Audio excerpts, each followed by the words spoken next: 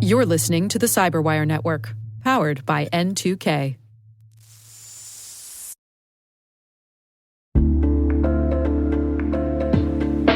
Hey everybody, Dave here. Have you ever wondered where your personal information is lurking online? Like many of you, I was concerned about my data being sold by data brokers.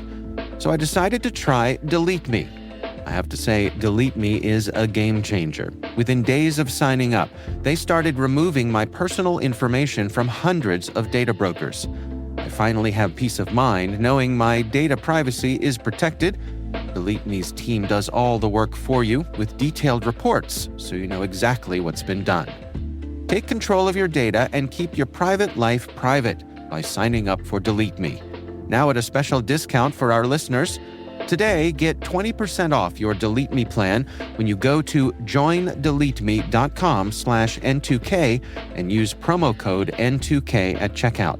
The only way to get 20% off is to go to joindeleteme.com/N2K and enter code N2K at checkout. That's joindeleteme.com/N2K, code N2K.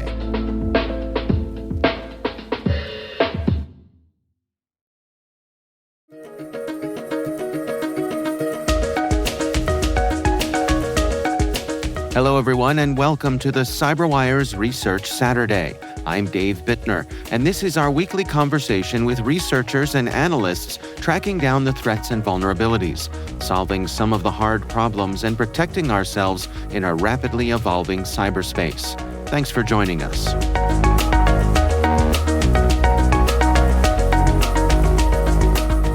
I worked on a piece a few months ago called SMS Sender, and that was a particularly interesting one because we believe it was used in a variety of USPS SMS spam campaigns, which I don't know about you, but I've certainly seen a whole lot of those over the past few months.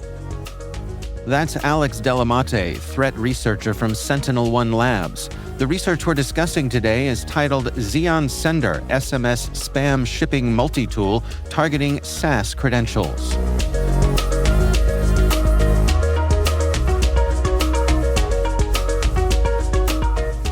So they're quite a nuisance. If I could just interrupt you, forgive me, that I have to say, reading through this research, this was one of the first times in a long time that I can think of myself actually getting agitated as I was reading it because of I think the disdain that we all share for these SMS spammers. Absolutely. Yeah, it's a nightmare. I mean, there's such little filtering that we, the end user, can do compared to something like email. So it really is a nuisance. Yeah. Well, continue taking us along the pathway here for how this got to be something that you took a closer look at. Sure. So I looked at some of the behaviors that the SMS Sender tool was using, and I wanted to see if other tools were using that as well. Because, it seems unlikely that such a simple script like SMS Sender would be the only tool in spam threat actors' toolboxes. And it turns out that it is not. And I stumbled on Xeon Sender, which is another tool of a similar nature, although it targets far more service providers. Well, describe to us what exactly Xeon Sender entails here. What are its capabilities? It is capable of using credentials from software as a service providers that do SMS sending and sending bulk messages using those valid credentials. So it doesn't remove the barrier that actors face where they would need to obtain valid credentials that have been authorized to send SMS messages, which are actually subject to federal regulations in most places of the world, including the United States and the European Union. Yeah, that was a really interesting point as I was reading through the research here, that there are some barriers to entry if you want to be in the business of sending out SMS messages.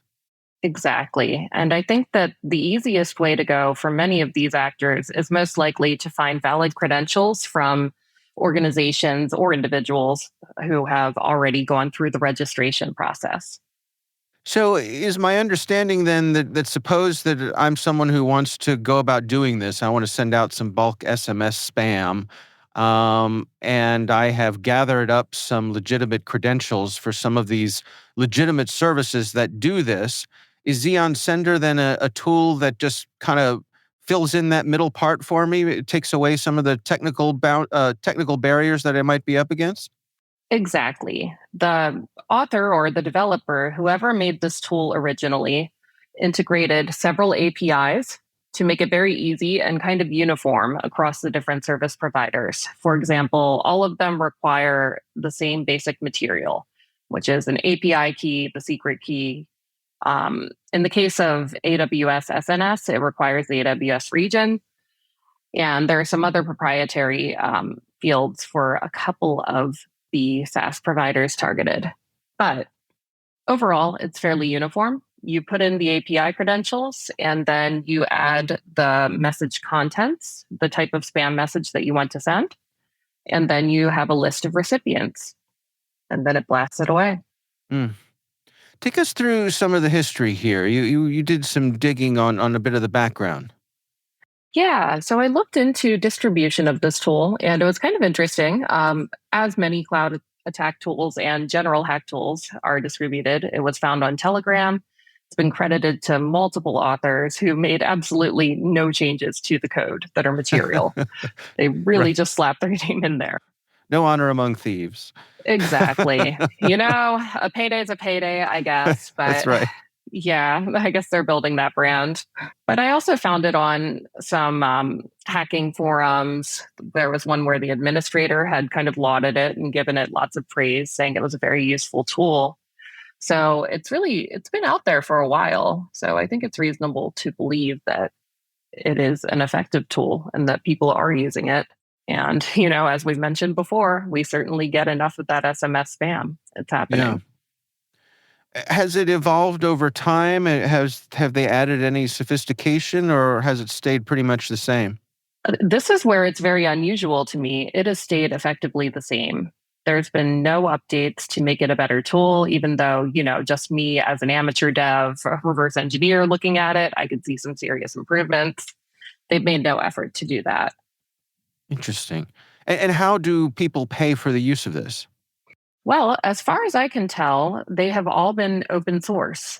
Huh. It's just a script, you can just run it. I'm not sure if anybody is actually profiting or licensing off of it. So it's an interesting case.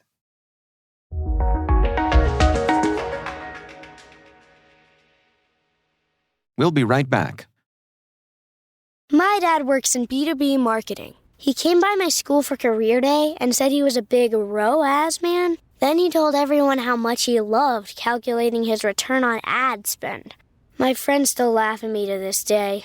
Not everyone gets B2B, but with LinkedIn, you'll be able to reach people who do. Get a $100 credit on your next ad campaign. Go to linkedin.com/results to claim your credit. That's linkedin.com/results. Terms and conditions apply. LinkedIn, the place to be, to be. This September 18th and 19th in Denver, a tight community of leading experts is gathering to tackle the toughest cybersecurity challenges we face. It's happening at MWise, the unique conference built by practitioners for practitioners. Brought to you by Mandiant, now part of Google Cloud, MWise features one-to-one access with industry experts and fresh insights into the topics that matter most, right now, to frontline practitioners. Register early and save at mwise.io/cyberwire. That's mwise.io/cyberwire.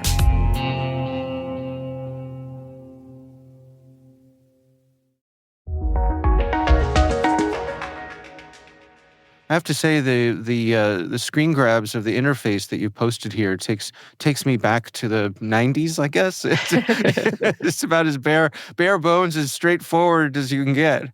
Yeah, I kind of like it. It's a comforting old terminal kind of feel. Lots Right. of colors too. Right. So what are ways that people can detect this? I mean, if I'm someone who has a legitimate SMS generating account with one of these services, and somehow someone who's up to no good gets my credentials, is it going to start throwing red flags for me?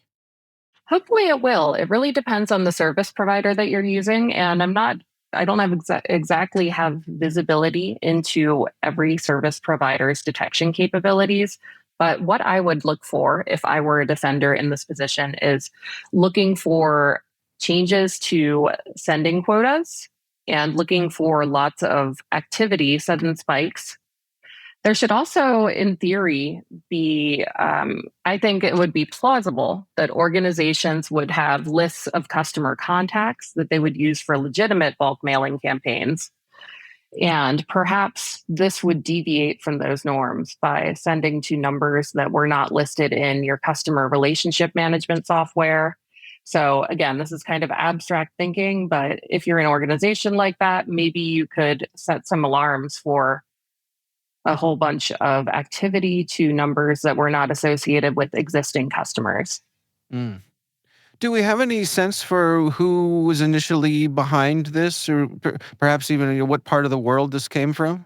I don't for this specific tool, no, but I can say that this type of activity aligns with a lot of the other kind of, I would say, lower skilled actors who build cloud hack tools. And we've seen a lot of activity from those folks coming out of Africa, especially Nigeria, and Northern Africa, as well as Southeast Asia.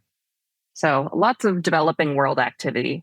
I've also, in the case of SMS Sender, found activity suggesting that the developer was from India. So again, developing parts of the world with lots of access to technology. Yeah.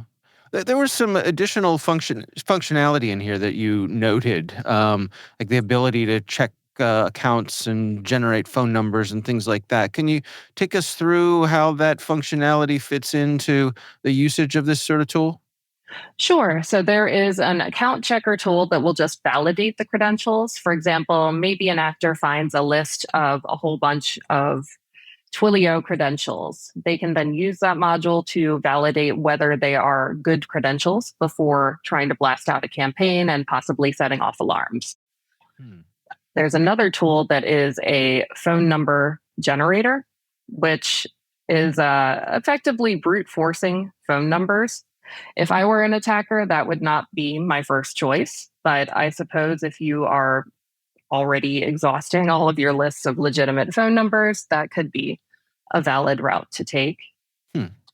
And then the last feature that I saw was a phone checker, which will check APIlayer.com. It's a very strange website name, but it apparently provides a service where you can verify or validate whether a telephone number is real. Because we want to make it easier for these folks. Exactly. It's all about automation and making things easier. Right. How do you rate the sophistication of these scripts? I mean, how bulletproof is this for an unsophisticated actor to use? It's not highly sophisticated, and not all of the code is actually functional, too. There are parts that it looks like it was unfinished, and I'm surprised that nobody has picked up on that yet. But yeah, this is definitely a lower sophistication actor who put a lot of time and care into making a viable multi-tool. There's definitely a lot of work they could do, though. Yeah. So what are your recommendations then? I mean, for folks who are tasked with protecting their organizations against this kind of thing, do you have any suggestions? I would suggest keeping an eye, again, on the changes to account settings related to sending bulk SMS, and keep an eye on the amount of messages that are being sent from your organization. Just look for anomalies in that space, and you can use that to identify outliers that could indicate a spamming campaign.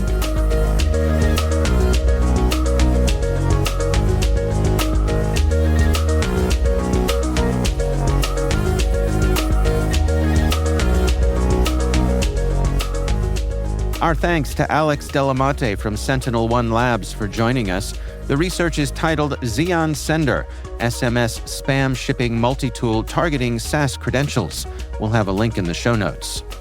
We'd love to know what you think of this podcast. Your feedback ensures we deliver the insights that keep you a step ahead in the rapidly changing world of cybersecurity.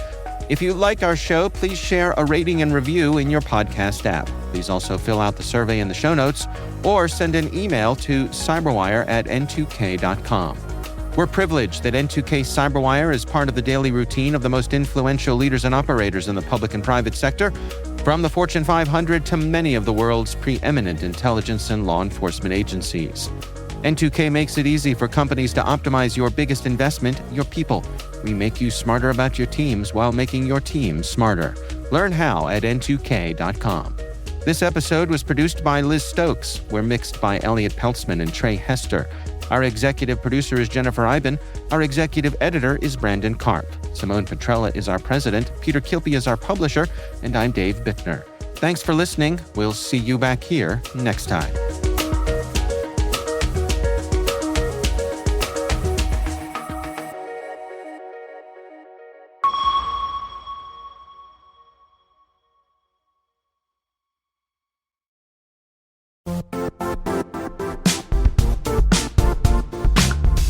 The IT world used to be simpler. You only had to secure and manage environments that you controlled. Then came new technologies and new ways to work. Now, employees, apps, and networks are everywhere. This means poor visibility, security gaps, and added risk. That's why Cloudflare created the first-ever connectivity cloud. Visit cloudflare.com to protect your business everywhere you do business.